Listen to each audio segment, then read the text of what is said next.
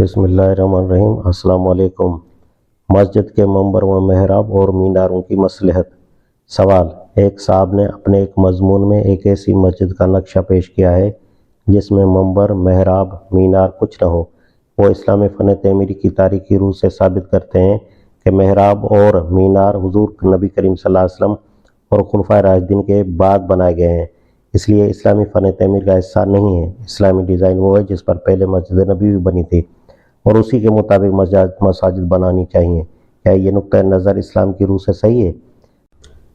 جواب: شریعت میں مسجد کے لیے کوئی خاص طرز تعمیر مقرر نہیں ہے، اس لیے کسی خاص طرز پر مسجد بنانا نہ فرض ہے نہ ممنوع۔ صاحب مضمون کا یہ استدلال صحیح نہیں ہے کہ جس طرز پر حضور کریم صلی اللہ علیہ وسلم نے مسجد نبوی ابتداء تعمیر فرمائی تھی، تمام مساجد ہمیشہ کے لیے اسی طرز پر تعمیر ہونی چاہیے۔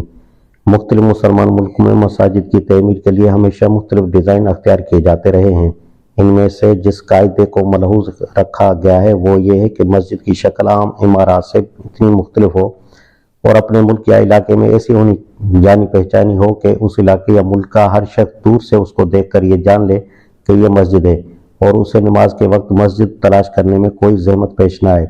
اسی قاعدے کے مطابق دنیا کے مختلف ملکوں میں مسجد کا ایک خاص طرز تعمیر ہوتا ہے اور اس کے لیے ایسی نمایاں علامات رکھی جاتی ہیں جو ان ملکوں میں مسجد کی امتیازی علامات ہونے کی حیثیت سے معروف ہوتی ہیں۔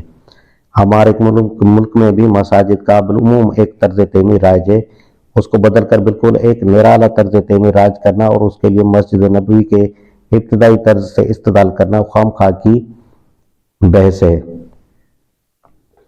رہا منبر، تو یہ ثابت ہے کہ نبی صلی اللہ علیہ وسلم نے خود مسجد نبوی صلی اللہ علیہ وسلم نے لکڑی کا منبر بنوایا تھا تاکہ خطبہ دیتے وقت بڑے مجمع میں خطیب سب لوگوں کو نظر آ سکے۔ محراب مسجدوں میں 3 مصلحتوں سے رکھی جاتی ہے۔ ایک یہ کہ آگے چونکہ صرف امام کھڑا ہوتا ہے اس لیے تھوڑی سی جگہ اس کے لیے زائد بنا دی جاتی ہے تاکہ محض ایک آدمی کے لیے پوری ایک صف کی جگہ خالی نہ رہے۔ دوسرے یہ کہ محراب کی وجہ سے امام کی آواز پیچھے کی صفوں تک پہنچنے میں سہولت ہوتی ہے۔ تیسری مصلحت یہ ہے کہ محراب بھی مسجد کی امتیازی علامات میں سے ہے۔ کسی عمارت کو آپ پشت کی طرف سے بھی دیکھیں تو اس میں محراب آگے نکلی دیکھ کر فوراً پہچان جائیں گے کہ یہ مسجد ہے۔ یہی مصلحت مسجد پر مینار وغیرہ بنانے کی بھی ہے۔